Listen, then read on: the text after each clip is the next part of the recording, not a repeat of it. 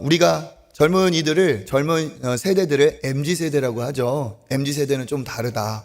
MZ라고 하지만 사실 그 밑에 뭐 더 어린 세대들을 부르는 말들도 있습니다. 요즘 MZ세대들과 함께 직장생활 하면서 참 많은 것을 느낀다 하는 분들도 계시죠. MZ세대의 특징이 몇 가지가 있는데 그 중에 한 가지가 이것입니다. 가치 있고 뭔가 의미가 있는 것을 구한다, 추구한다는 거예요. 그러니까 의미가 있는 것을 발견하면 누가 뭐라고 해도 그것은 꼭 하고 마는, 그렇게 가는 그런 면이 MZ세대의 특징입니다. 반대로 작용을 하면 어떻게 되죠?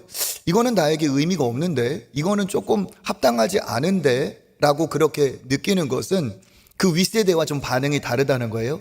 그 윗세대는 그렇다 하더라도 어떻습니까? 그래, 일단은 그냥 좋은 게 좀 따라 드려야지 하면서 이렇게 그런 면이 있어요. 그런데 우리 MZ세대라고 하는 젊은이들은 아니면 딱 그것을 용기 있게 얘기할 수 있는 면이 있습니다. 그래서 의미와 가치를 추구하는 세대다 그러는데, 사실 따지고 보면 이거는 MZ세대만의 일이 아니죠. 모든 사람들은 사실 의미 있는 일에 보람을 느끼고 그것을 기뻐하기 마련입니다. 오히려 이런 면에서는 윗세대나 지금 세대나 다 똑같아요. 그런데 차이는 뭡니까? 얘기를 하는 MZ세대가 오히려 더 용기가 있다고 볼 수도 있습니다.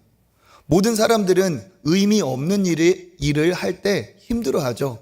재미없고 의미도 없고 가치도 없는 일을 할 때 어떻습니까? 시간도 참 느리게 가는 것 같고 내가 왜 이것을 하고 있나 하는 의문이 듭니다. 반대로 나에게 있어서 의미가 있다라고 하면 다른 사람들이 뭐라고 하건 나는 그것을 또 열심히 행하는 그런 이유가 있는 것이죠. 그래서 우리 모두는 의미 있는 일을 기뻐하고 의미 있는 일을 찾으려 합니다. 오늘은 무슨 얘기를 하려고 하느냐? 그러면 신앙의 의미는 무엇인가? 신앙생활의 의미가 있나? 어떤 의미가 있나? 이 신앙의 의미가 있어서 그걸 발견한 사람은 분명히 가치 있고 의미 있다 한 이 신앙생활에 본인이 스스로 기쁨으로 자발적으로 동참을 할 것이고, 의미를 발견하지 못한 사람은 그냥 만약에 이 자리에 있다 할지라도 그것이 굉장히 무료하고 지치고 내가 왜 여기 이러고 있나 하는 그런 생각이 들 겁니다. 그래서 이 신앙의 의미를 발견하는 것이 정말 중요하죠.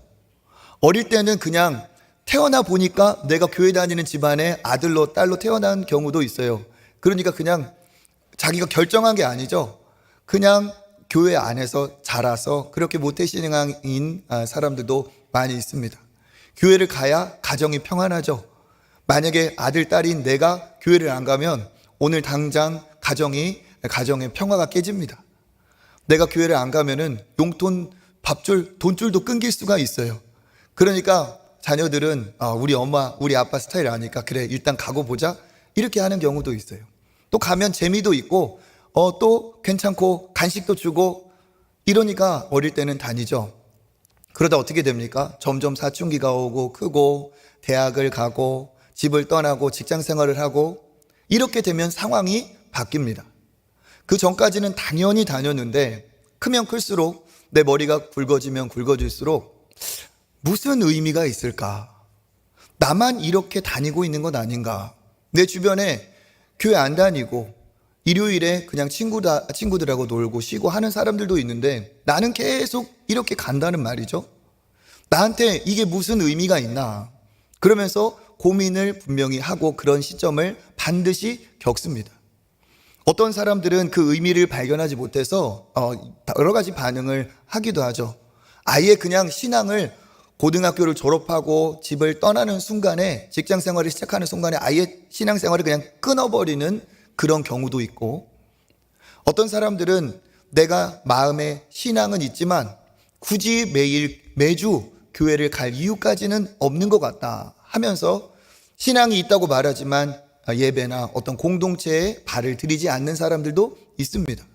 그래서 자기가 신앙은 있지만 나는 교회는 안 나가. 신앙은 있지만 교회는 안 나가. 안 나가를 거꾸로 하면 어떻게 돼요? 가나안. 그래서 가나안 성도라고 부르기도 하죠. 또 코로나를 겪으면서 온라인 성도라는 신조어도 생겼어요. 그 전에는 그냥 내가 습관에 따라서 나오기도 했습니다만, 교회를 나오면 안 될 상황을 겪고 그러면서 어떻게 돼요? 안 나와도 별 문제 없네. 그 전에는 안 나가면 찝찝하고 왠지 가야 될 것 같고 습관을 따라서라도 나왔지만 안 나가도 뭐 괜찮네 하면서 그날 쉬고 친구들과 약속을 잡고 하면서 그냥 주저앉은 경우도 있습니다. 그러다가 내가 예배 드려야겠다라고 하면 굳이 교회 갈 필요 없이 핸드폰이나 그러한 스마트 기기를 가지고 예배를 청취하는 거죠. 그것조차도 집중해서 드리지 않습니다. 그냥 켜놓고 전화 오면 전화도 받고 이쪽에 냄비가 끓으면 가서 불도 줄이고 왔다 갔다 하는 거죠. 그러다 어떻게 합니까? 내가 온라인 예배를 드려도 사실 내가 소속된 내 교적이 있는 내 교회 예배도 사실 드리지 않아요. 어차피 온라인 예배 드리는 거 내가 그냥 드리고 싶은 교회 선택을 하면 되지. 그래서 타 지역에 유명한 교회, 내가 듣고 싶은 목사님의 설교, 그 목사님을 이제 클릭을 하는 거죠. 그리고 그 설교 중에서도 오늘 설교도 좋지만 제목을 보고 오늘 나에게 지금 딱 맞는 어울리는 말씀이 뭘까 제목을 검색해서 그래서 그것을 청취를 합니다. 다 어떻게 합니까? 그러면서도 내게 신앙이 있다고 그 사람들은 이야기를 하죠. 이렇게 신앙을 떠나든지 아니면 안 나가고 있는 상황이든지 온라인으로 하든지 이렇게 변해버립니다. 다 어디에서 이유가 있느냐? 의미를 발견했느냐, 발견하지 못했느냐. 그 의미가 그에게 얼마나 소중하냐에 따라서 이게 반응이 달라진다는 사실이죠. 우리 교회가, 한국 교회가, 우리 믿음의 세대들이 더 노력해야 될 부분이 무엇입니까? 자녀들에게 종교의 형식, 이러한 외형만 물려줘서는 안 된다는 거예요. 외형만 물려주고 교회 그냥 데려오는 것이 전부라고 아이들에게 생각을 했다가는 아이들이 껍질은 있는데 껍데기는 내가 물려받았는데 그 본질, 신앙의 알맹이를 본인이 그 의미를 깨닫지 못하면 어떻게 됩니까? 자기 스스로 이제 신앙생활을 이어갈 이유가 그 자녀에게는 없는 거죠. 그러니까 중요한 게 뭡니까? 신앙은 이 형식도 반드시 동반이 되어야 되지만 의미, 본질, 그 알맹이가 있어야만 거기에 신앙생활의 이유와 기쁨이 있습니다.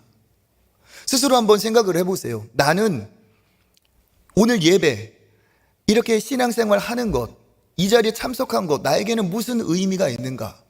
나에게 어떤 의미가 있어서 교회를 계속 나가고 있는가? 여기에 대해서 오늘은 좀 얘기를 해보려 합니다. 특별히 선교 주간이기 때문에 오늘 말씀이 여러분에게 또 복음이 되기를 간절히 축복합니다.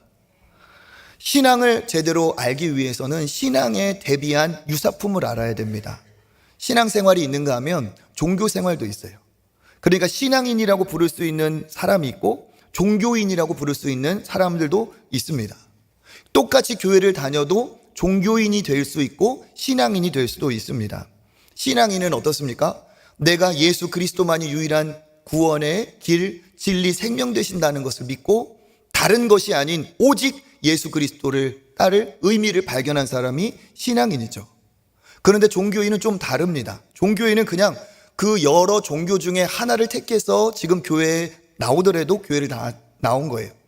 다른 종교도 갈 수 있는 사람입니다. 갈 수도 있어요.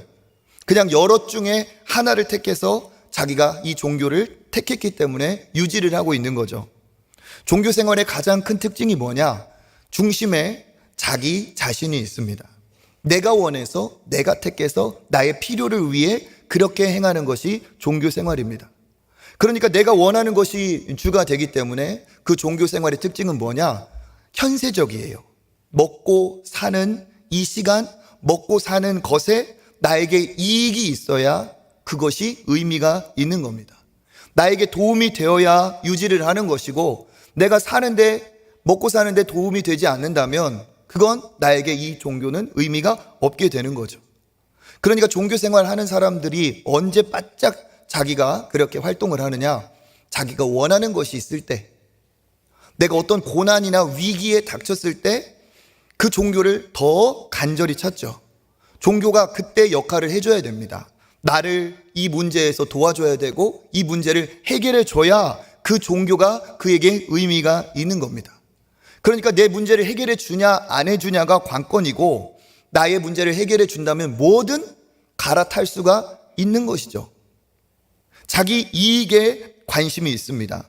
그 종교에 말하는 어떠한 도리, 그 신은 어떠한 분인지 관심이 없어요. 내 문제를 해결해 주는지 안 해주는지, 내가 어떤 사람이 되고자 그런 거 관심 없어요. 내 어떠한 소욕을 달성시켜 주는지, 도움이 되는지, 내 욕구의 해결만이 관심사입니다. 그러니까 나에게 의미가 있어야 되는 거예요. 예를 들면 우리 군생활 해보신 분들은 알 겁니다. 군대 힘들 때 그때 이제 종교 행사가 있어요. 종교 행사, 진짜 종교 행사라는 용어를 쓰죠. 종교 행사 해요. 그러면 그때는 거기에서 이렇게 전도도 하고 포교도 해야 되니까 군인들이 좀 요즘은 많이 좋아졌지만 옛날에 더 그랬죠. 교회를 가면은, 그 종교 행사를 가면은 이제 간식이나 이런 것들을 줘요.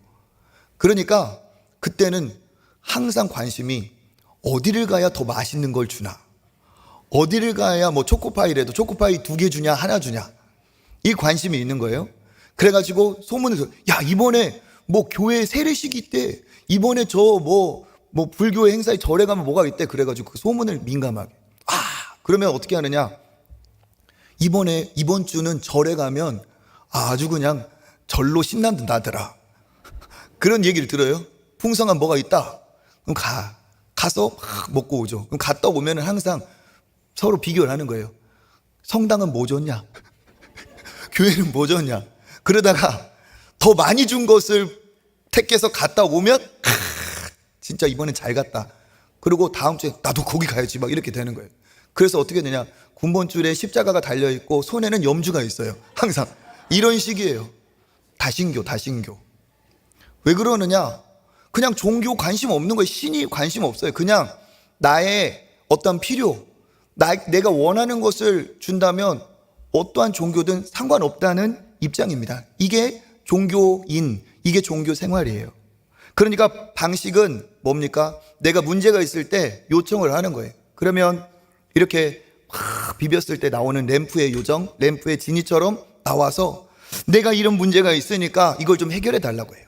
그러면서 나도 참 기본이 있는 사람이니까 공짜는 아니다 하면서 어떻게 해요?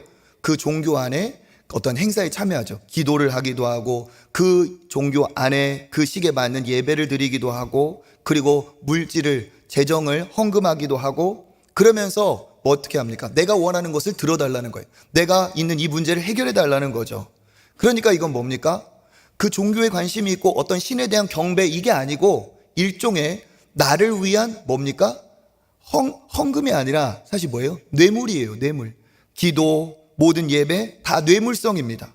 수단과 방법을 가리지 않고 지극정성으로 100번을 절하고 1000번을 절해서라도 내가 원하는 것을 받아내는 것이 이게 목적이기 때문에 일단 숙이고 들어가는 겁니다.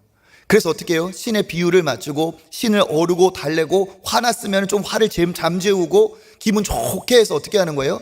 내가 원하는 것 해결해주고 내가 원하는 것 달라는 겁니다. 이게 겉으로 봤을 때는 경배하고 이렇게 대접해 주는 것 같지만 사실 어떤 거예요? 교묘하게 신을 조종하는 거죠. 내가 중심이 되어서 내가 원하는 것을 얻어내기 위해. 그러면 이 종교의 대상이 되는 그 신도 굉장히 탐욕적이에요. 사랑, 관심 이런 거 없어요. 내가 원하는 것을 주어야만, 얼마를 바쳐야만, 그리고 어떻게 합니까? 그렇게 바치는 것을 내가 받았으니, 그 뇌물을 받았으니 내가 해결을 해준다는 거죠.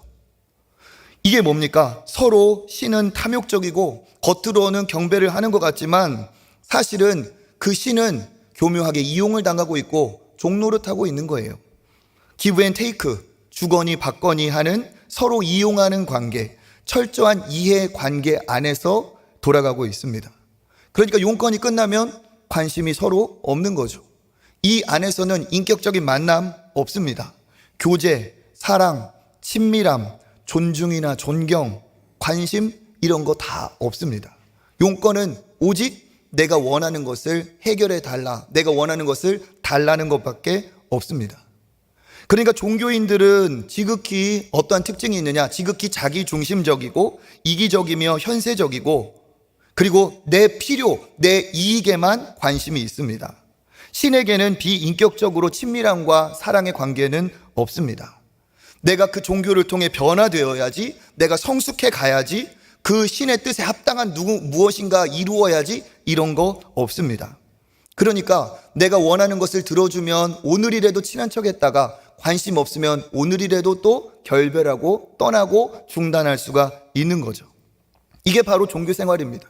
그러니까 종교 생활을 교회 안에서도 충분히 가능할 수 있습니다. 하나님을 이런 식으로 대우하면서 이렇게 종교 생활 할 수가 있습니다. 교회 안에 모두 신앙인이 아니라 교회 안에도 종교인이 있을 수 있습니다.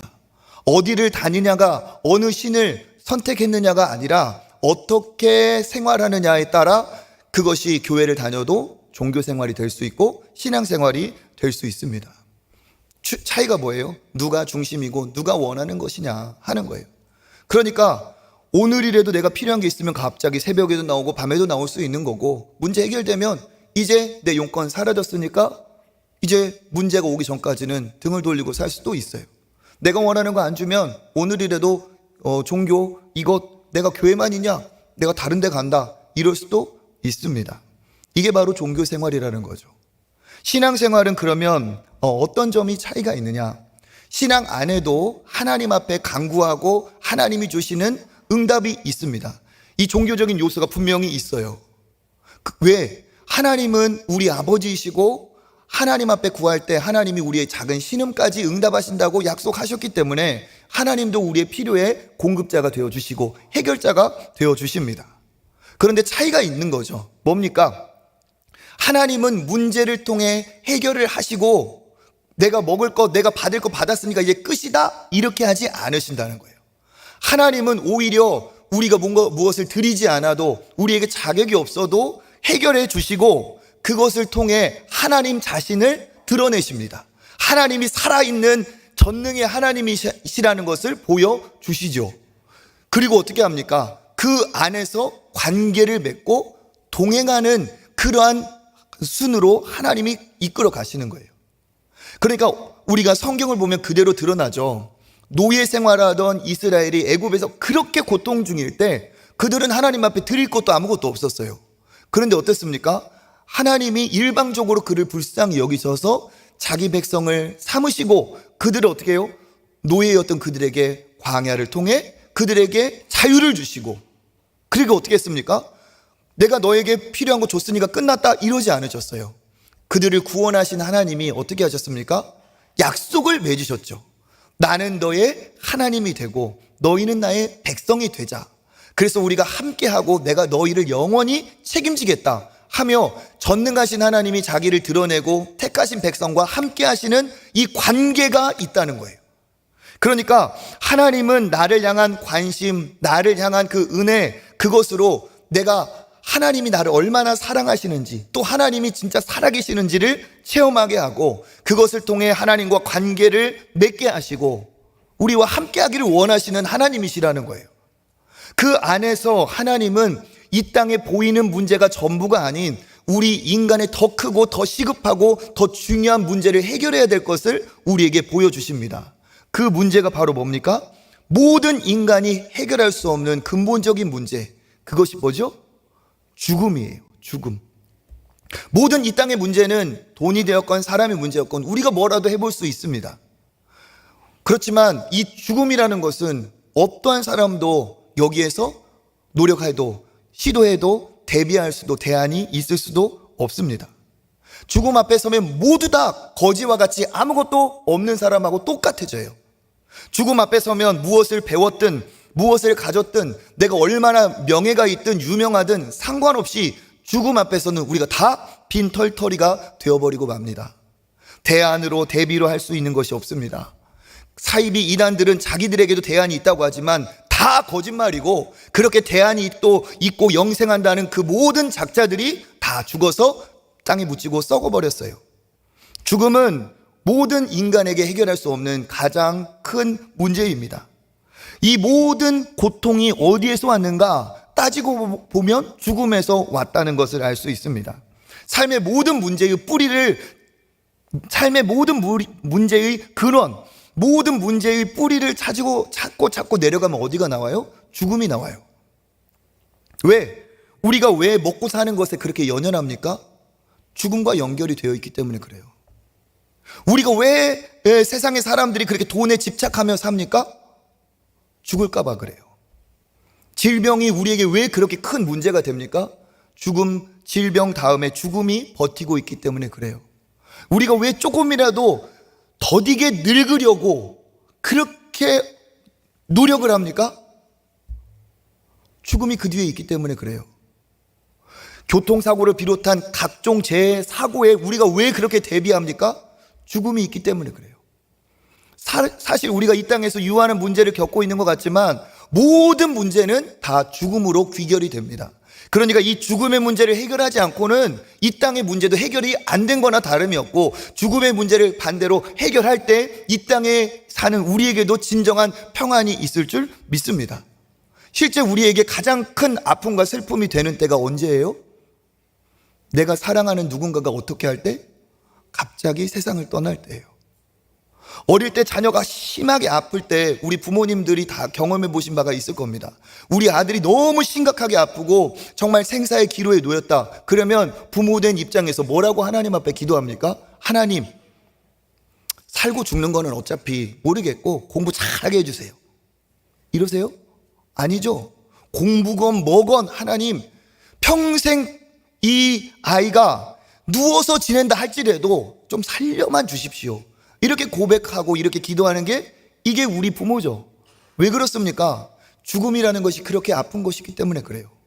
이 죽음의 문제를 해결할 때 우리에게 있어서 가장 큰 어려움, 큰 산이 해결되고 그 이후에 우리에게 더 큰 하나님의 축복이 있는 줄 믿습니다.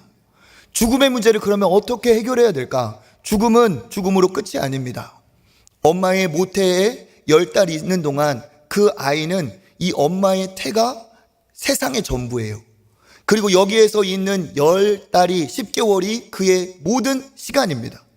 그런데 어떻게 돼요? 출산이라는 과정을 통해 밖으로 나오면 이제 10달이라는 시간과는 정말 상대도 되지 않은 엄청난 수명, 100여 년의 시간이 펼쳐져요. 엄마의 뱃속과는 비교할 수 없는 그 세상의 전부가 이 뱃속이었는데 태어나는 순간에 어마어마한 광대한 공간이 열려집니다. 이 시간과 공간의 개념이 바뀌는 거예요. 마찬가지로 우리 인생은 이 땅에서 하나님이 주신 100여 년의 시간을 살지만 그것이 절대 끝이 아니라는 거예요. 죽음이라는 관문이 있고 이 죽음이라는 관문을 지나가면 엄마 배에서 세상이 있고 내게 이 100여 년의 시간이 주어지는 것처럼 시간과 공간의 개념이 다른 또 다른 세상이 펼쳐진다는 겁니다. 그게 뭡니까? 영원의 세상이에요. 영원의 세상.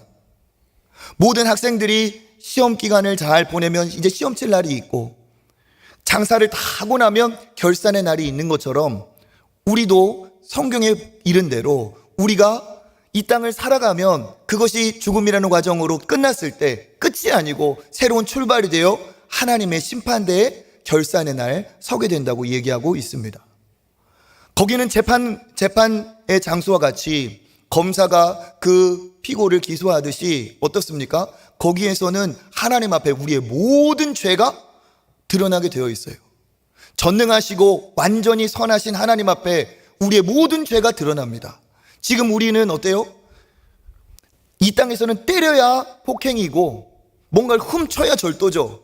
그런데 하나님 앞에서는 행동으로 한 것은 당연하고 모든 것을 아시는 하나님은 우리의 생각까지 우리가 말로 한 것까지 다 하나님 앞에 죄가 되는 거죠. 내가 음란한 마음을 품으면 나는 성추행범이 되는 것이고 누군가를 죽도록 미워하고 싶은 그 마음으로 내가 살았다면 나는 살인자나 다른 바가 없는 거죠. 내가 꼭 뭔가 해한 게 아니라 내 입으로 그를 저주하고 비방하고 뒷담을 하고 그에게 악담을 했다면 그것 역시도 하나님 앞에 죄입니다. 죄 없는 사람이 있을까요? 없어요. 하나님의 심판대에서 어떻게 됩니까? 무죄가 아니고 유죄가 선고되고 죽음의 사자가 내 영혼을 어디론가 끌고 갑니다. 그게 뭐예요? 영원한 멸망. 그게 뭐예요? 지옥이죠.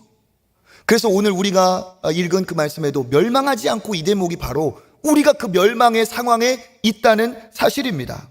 인간의 행복, 평안은 어디에 있는가? 그냥 먹고 사는 문제 해결한다고 해서 우리가 평안해질 수 없어요. 우리에게 진정한 마음의 평안과 안식은 이 영원한 문제를 해결할 때 우리에게 있는 줄 믿습니다. 이 영원한 문제를 해결해야 오늘 삶에도 우리 삶에 평안과 안전이 있는 겁니다. 그러니까 이 종교냐 신앙이냐는 어디에서 나뉘어지느냐, 이 영원이라는 문제, 여기에서 판가름이 나는 거예요. 종교 생활하는 그 모든 사람을 보세요. 다 자기 중심 현세적으로 먹고 사는 거에 치중되어 있고 그 이상 손 쓸 수도 없어요. 그런데 신앙은 뭡니까? 이 영원 앞에 능력이 있다는 거예요. 누구로 인해서? 우리를 위해 구원의 은혜를 베풀어 주신 하나님 아버지로 인해서, 우리를 위해 모든 죄를 해결하신 예수 그리스도를 통해서. 그래서 우리가 오늘 읽은 요한복음 3장 16절 다시 한번 우리 같이 읽어보겠습니다. 시작. 하나님이 이처럼 사랑하사 독생자를 주셨으니 이는 그를 믿는 자마다 멸망하지 않고 영생을 얻게 하려 하심이라. 아멘. 신앙의 의미가 어디 있어요? 멸망할 내가 무엇을 얻었다? 영생을 얻었다는 것에 의미를 갖는 겁니다. 그러니까 신앙은 뭐예요? 나를 아들을 내어주시기까지 사랑하신 그 하나님의 사랑을 깨닫는 거예요.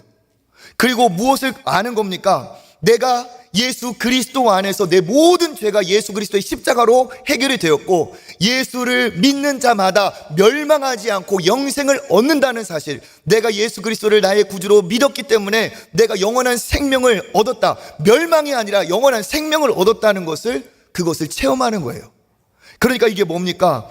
여기에서 그는 의미를 발견하는 거죠. 아낌없이 자기 아들까지 내어주신, 아낌없이 자기 생명까지 내어주신 그 죽음으로 아들로 사랑하신 그 사랑에 그 사람은 멸망이 떠나가고 영생을 얻었다는 기쁨과 감사와 만족이 차고 넘칠 수밖에 없습니다. 그럼 어떻게 되느냐? 나에게 영원한 문제가 해결되었기 때문에 어떠한 변화가 일어나느냐? 먹고 사는 문제, 먹고 사는 이 땅의 유한한 것들은 초월하게 돼요. 왜? 어마어마한 멸망의 영혼의 문제를 해결받았기 때문에 살아있는 동안의 이 문제는 사실 큰 문제가 아니게 보이게 될 수밖에 없습니다.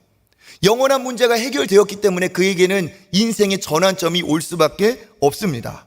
왜? 내가 지금 죽어도 멸망하지 않고 영생을 얻는 하나님의 자녀가 되었기 때문에 그에게 있어서 기쁨이 찾아오고 이 은혜가 넘칠 수밖에 없어요. 그러니까 진짜 예수 그리스도로 영생을 얻은 사람은 이렇게 고백을 합니다. 영원한 은혜를 얻었기 때문에 하나님 앞에 어떻게 고백해요? 하나님, 내가 이 땅에서 앞으로 그냥 완전히 거지처럼 그렇게 굶고 살아도 나는 하나님 앞에 감사할 것밖에 없습니다. 왜요? 영혼의 문제가 해결되었기 때문에. 반대로 하나님, 내가 이 땅에서 잘 먹고 잘 살지 않아도 내가 천국 가고 하나님 앞에 칭찬받는 사람 되고 싶습니다. 이렇게 고백이 되는 거예요. 왜 그렇습니까? 머리로만 아는 것이 아니라 진짜 그에게 영생이 주어졌기 때문에 그렇습니다. 이렇게 은혜로 영혼의 문제가 해결된 사람은 어떻게 돼요? 삶의 전환점이 생기고 그의 인생이 재조정됩니다. 어떻게? 일단 그의 삶이 안정감이 찾아옵니다.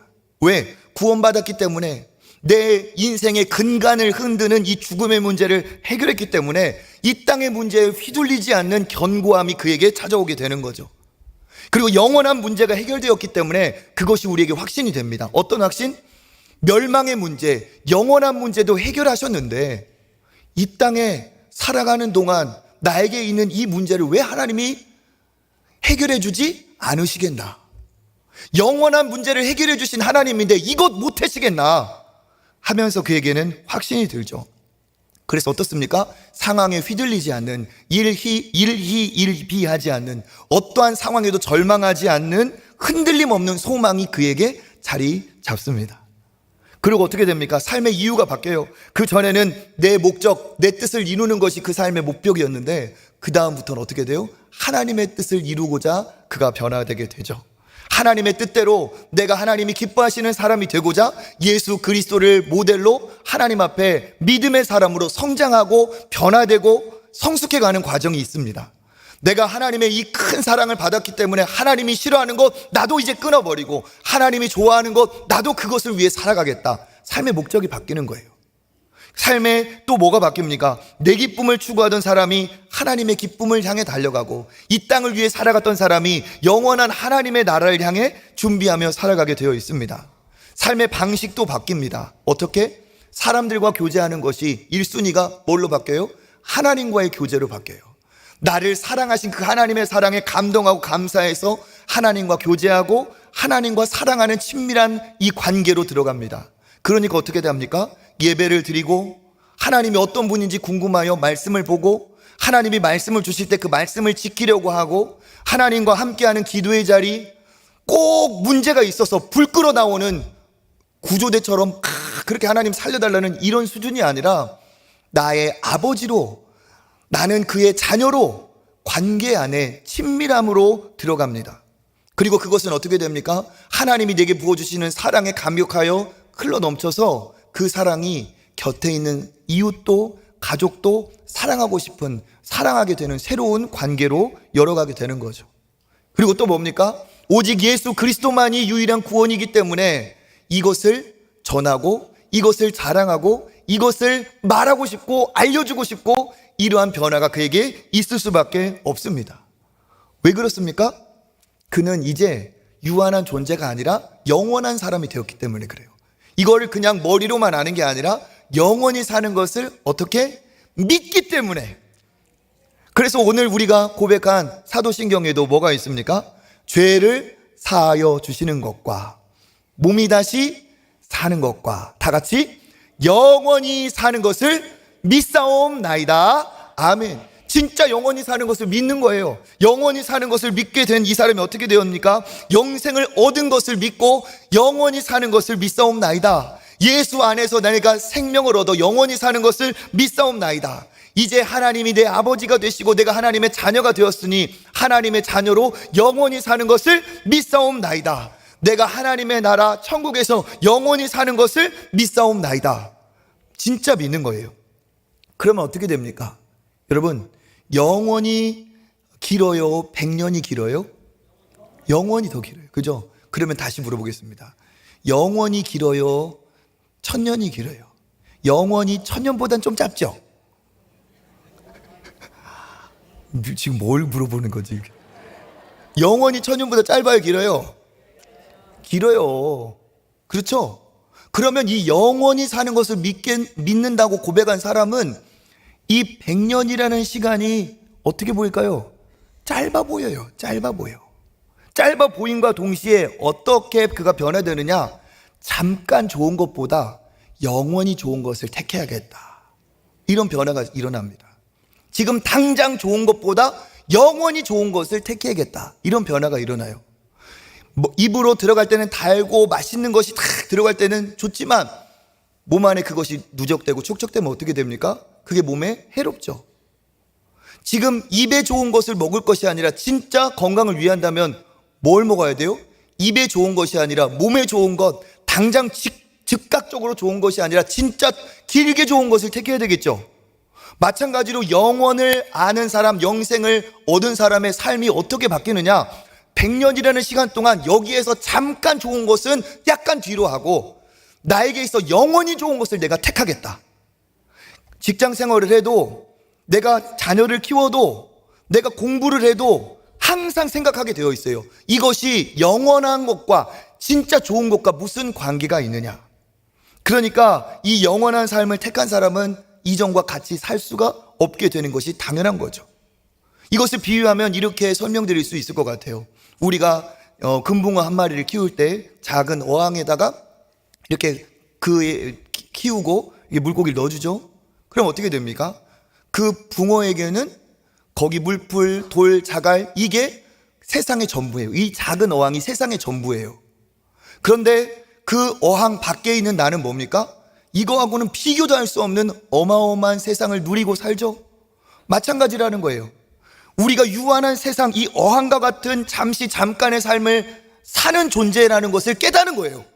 그래서 이게 전부가 아니구나. 이 어항 같은 세상, 짧은 이 좁은 세상 그 이상의 영원한 하나님의 나라가 있구나. 이것을 깨닫는 겁니다. 그러면 그 삶이 어떻게 될까요? 그는 달라지지 않을 수가 없습니다. 영생을 소유한 사람은 그래서 잠시 좁은 어항과 같은 이 땅의 유한한 삶에 모든 것을 다 걸지 않습니다. 모든 이것이 전부라고 생각하는 사람과 달리 돈이 전부다, 소유가 전부다, 먹고 사는 것이 전부다, 이렇게 연연하지 않습니다. 영원을 추구하고 있어요. 그러니까 어떻게 되느냐? 영생을 얻은 사람은 이전과 달리 살 수밖에 없는 의미를 그 안에 갖는 거예요.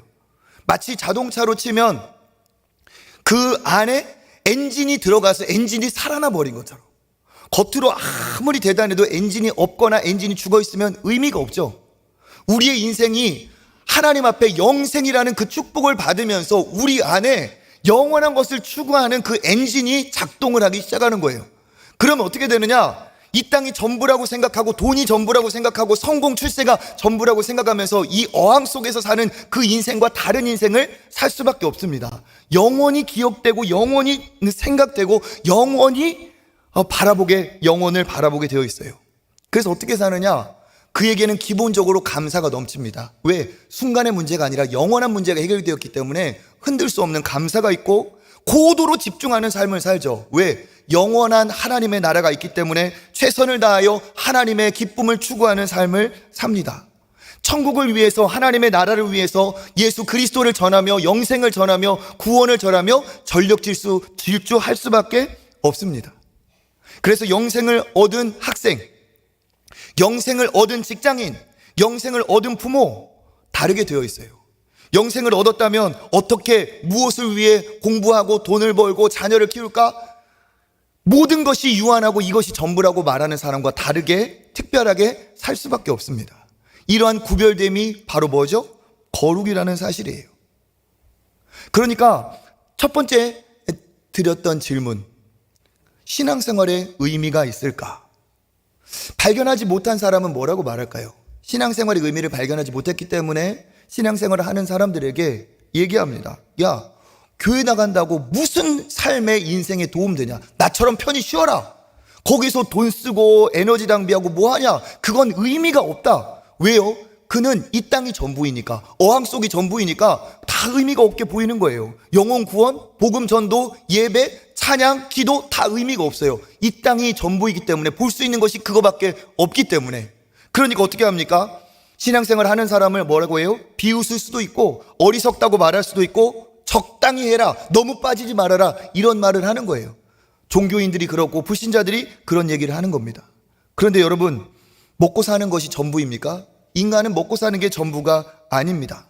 영원의 문제가 있기 때문에 이것을 해결했다면 절대로 그렇게 살아서도 안 되고 살 수가 없습니다.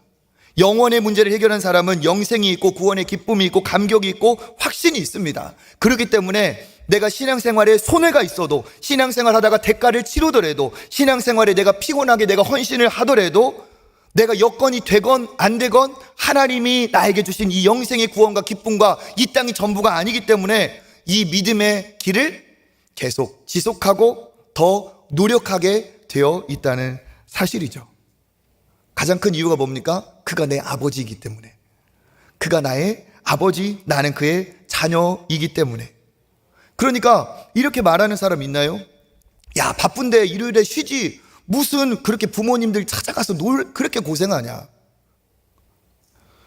네가 돈 벌었는데 네가 써야지, 어떻게 부모님한테 그렇게 갖다 바치고 뭐 또 주말에 가서 그렇게 읽어들고, 너 부모님한테 집도 사줄 거라며?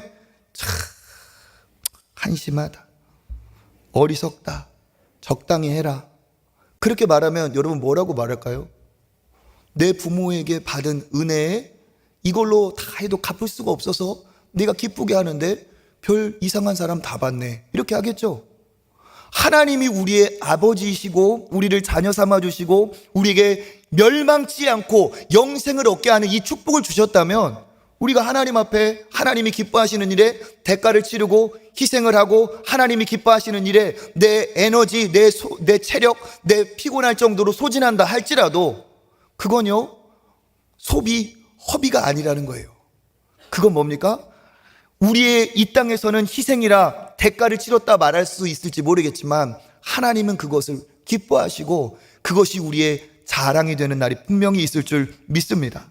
그래서 절대 부인할 수 없는 거예요. 예수 그리스도를 진짜 제대로 믿는 신앙인에게는 하나님이 나를 사랑하셔서 독생자를 주셨고 내가 그것을 믿는 믿음으로 말미암아 멸망치 않고 영생을 얻었기 때문에 누가 뭐라고 해도 나는 의미가 있다, 나는 신앙생활하는데 가치 있다고 생각한다 하면서 대학에 홀로 떨어진다 할지라도, 직장생활을 타지로 간다 할지라도, 해외에 나간다 할지라도, 내가 이제 가정을 이루어서 부모가 된다 할지라도 나는 믿음으로 살겠다는 그런 의미 있는 삶이 될 줄 믿습니다.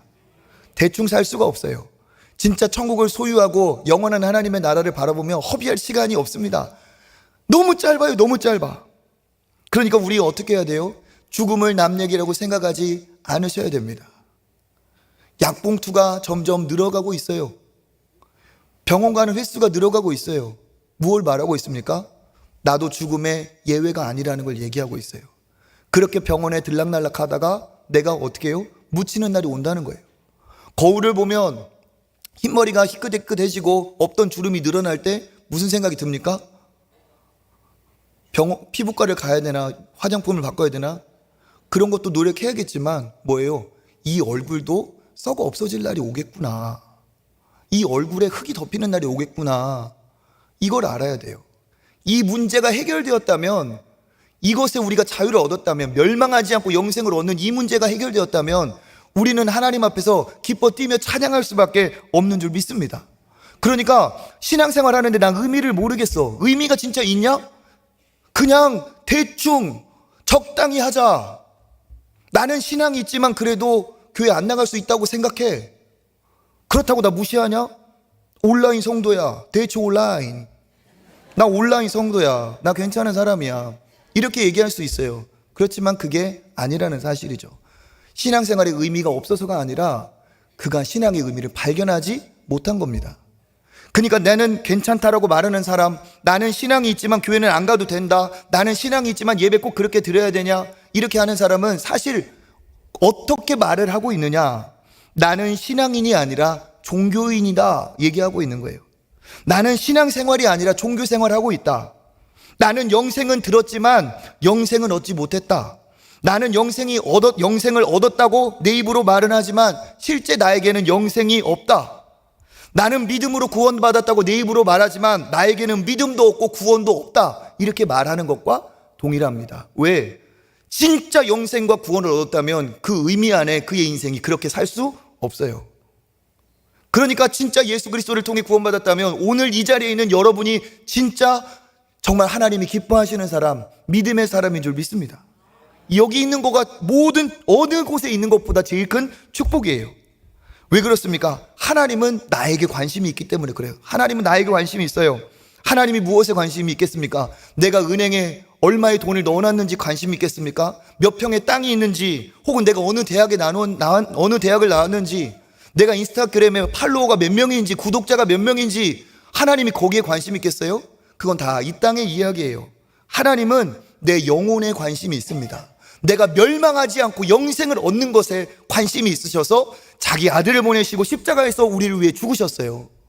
그렇기 때문에 우리가 그것으로 구원을 받았다면 하나님 앞에서 제일 어마어마한 문제가 해결된 것이고, 어떠한 문제가 우리 앞에 닥쳐온다 할지라도 우리는 기뻐할 수밖에 없는 완전한 해결을 받은 거나 다름이 없다는 사실입니다. 하나님은 문제를 해결했으니까 그래 이제 네 마음대로 네 알아서 살아라, 그런 하나님 아니시죠. 성령으로 우리 안에 오셔서 우리와 동행하며 우리를 어떻게 해요? 하나님의 자녀답게 새로운 나로, 새로운 사람으로 만들어 빚어 가십니다. 그러면서 우리가 어떻게 해요? 그것이 우리에게 기쁨이 되고 감사가 되고, 이렇게 하나님과 함께하는 이 여정이 바로 신앙생활이에요. 그러니까 신앙생활은, 의미를 발견한 제대로 된 믿음 생활은 뭡니까? 절대 억지가 없습니다. 진짜 제대로 된 신앙은 자발적으로 스스로 기쁨으로 할 수밖에 없어요. 의미를 발견하면 그런 일이 벌어집니다. 제가 이번 주에 있었던 일인데, 이제 선교사님들이 목사님 말씀을 좀 전해 주십시오. 그래서 우리 모시는 최규 선교사님 연락 왔어요. 그리고 선교사님들이 안식을 하며 또 재충전을 하는 그런 자리인데 몇 명 없지만 목사님이 좀 말씀을 전해 주셨으면 좋겠다. 그래서 제가 갔어요. 가서 이렇게 저녁에, 화요일 저녁에 가서 복음을 전했어요. 내가 선교사님들에게 뭐 얘기를 하겠습니까? 제가 사역을 어마어마하게 했어요. 제가 선교사님들의 얘기를 들어야지 제가 말씀 전할 건 아닙니다. 그랬는데 선교사님이, 목사님, 그래도 목사님이 우리 선교관 초청교회가 제일 많이 씁니다. 앞으로도 쓰셔야죠. 오셔서 말씀 전해주세요. 그래서 우리 바울 선교관에 갔어요. 가서 복음을 전하는데 제가 선교사님들보다 훨씬 경험도 헌신도 얼마나 바닥이겠어요. 할 수 있는 얘기가 없어요. 그렇지만 내 얘기는 할 수 없지만 내가 천국은 얘기할 수 있어요. 예수 그리스도의 복음, 우리가 이렇게 눈물을 흘리고 저보다 훨씬 더 헌신하시는 선교사님들, 하나님 앞에 어마어마한 축복이 있을 줄 믿습니다. 영원한 세상이 있습니다. 영원한 하나님의 상이 있습니다. 이런 얘기를 했어요. 그런 얘기를 하는데 제가 그렇게 하고 이제 그 다음 날 아침에 새벽 예배를 마치고 제 목양실 4층으로 딱 올라갔는데 드링크 한 박스하고 편지가 하나 딱 꽂혀 있는 거예요. 그래서 이게 뭐지? 하면서 갖고 들어가서 까봤더니 거기에 한 청년이 저한테 편지를 보냈어요. 우리 교회 청년이 아니에요. 알고 봤더니 편지를 읽어보니까 그 편지에 편지를 받았어요. 편지를. 근데 여기 뭐라고 있냐? 자기는 그 선교사님들 찬양하고 거기에 스텝으로 찬양팀으로 와서 섬기게 된 어느 청년입니다 하면서 저한테, 우리 교회 청년도 아닌데 글을 썼어요. 근데 이 친구가 뭐라고 하느냐, 이 전북대 선교단체의 선교 간사로 헌신을 해서 작년에 졸업하고 선교단체 간사로 자기가 그 선교에 헌신을 하는데 너무 힘들고 자기가 흔들리는데 목사님이 오셔서 전해 주시는 그 천국에 대한 말을 듣고 정신이 반짝 들고 그 천국에 대한 얘기가 자기 너무 큰 기쁨과 에너지와 원인이 되어가지고, 목사님, 제가 다시 회복했습니다. 목사님, 제가 진짜 이 전북대, 내가 이 동아리, 이 복음 전하기 위해서 진짜 달려가겠습니다. 선교단 간사는 월급도 없어요. 다 자비량이에요. 20대 후반의 젊은이가 그렇게 살고 있어요. 세상이 뭐라고 말할까요? 너 비웃겠죠. 너 바보다. 그게 무슨 의미가 있냐, 무슨 가치가 있냐 그럴 거예요. 그런데 뭡니까? 이 땅이 전부가 아니고 영원한 하나님의 나라가 있다는 것을 체험하고 확신하고 얻은 사람은, 그리고 그 놀라운 영원하신 하나님이 내 안에 나와 함께 하시는 사람은 그렇게 살아도 좋은 겁니다. 그리고 진짜 눈을 뜬 거예요. 진짜 참 지혜가 임한 거예요. 진짜 하나님을 위해서 이렇게 사는 것이 이게 진짜 축복이구나, 그것을 깨달은 거예요. 저 사람들은 어마어마한 돈 벌었다 하고 몇십억을 목표로 산다고 하고 하지만 그것은 절대로 인생의 목표가 될 수 없다. 왜 그래요? 유한한 세상에 우리가 영원한 존재인데 유한한 세상의 것들이 우리 영원한 우리에게 목표가 될 수 있겠습니까? 목표가 아닌 거예요. 우리의 목표는 뭐냐? 이것을 통하여 하나님의 영광이 되는, 이것을 통하여 영원한 것과 잇대어지는 것만이 우리에게 진정한 축복인 줄 믿습니다. 그러니까 뭐예요? 지금 당장 좋은 것보다 어때요? 영원히 좋은 것을 선택하게 되는 것이죠. 그래서 오늘 여러분 진짜 믿음으로 여러분 사시기를 축복합니다. 이렇게 예배드리고 우리 이번 주부터 선교주간이에요. 그렇죠? 선교주간으로 해서 얼마나 많은 분들이 애쓰시는지 모르겠어요. 그렇게 물건을 갖다가 기증을 하고 거기에 또 헌금을 하고, 또 6월 8일에는 우리 어린이들, 작년에도 했죠. 이 지역에 300여 명의 어린아이들이 와가지고 누리고, 그리고 뭐예요? 복음 코너에서 복음을 들었어요. 그렇게 헌신하시는 선생님들이 계시고 노력을 하고 재정을 드리고 무슨 의미가 있냐 할지 모르겠어요. 하지만 이것이 진짜 가치 있는 일인 줄 믿습니다. 이 선교 주간에 여러분 선교에 어떤 시기든 동참하시길 바라겠어요. 하나님이 뭐 관심 있겠습니까? 하나님의 관심은 영혼에 관심이 있어요. 나를 살리신 하나님은 내 영혼에 관심이 있듯이 죽어가는 영혼에게 관심이 있는 줄 믿습니다. 하나님은 언제 제일 기뻐하시느냐? 지옥 갈 영혼이 예수 믿고 천국 갈 때 제일 기뻐하시는 거예요. 그러면 구원받은 사람은 그의 모든 에너지, 삶의 목표 방향이 어디로 흘러가느냐? 영혼 구원으로 흘러가게 되어 있어요. 그것이 맞는 방향입니다. 그렇게 될 때 하나님 기뻐하시는 거죠. 선교가 특별한 게 아닙니다. 본질은 전도하고 똑같아요. 영혼 구원이에요. 문화권이 다르면 선교라고 부르고 같은 문화 있으면 전도라고 불러요. 핵심은 뭡니까? 영혼 구원이에요.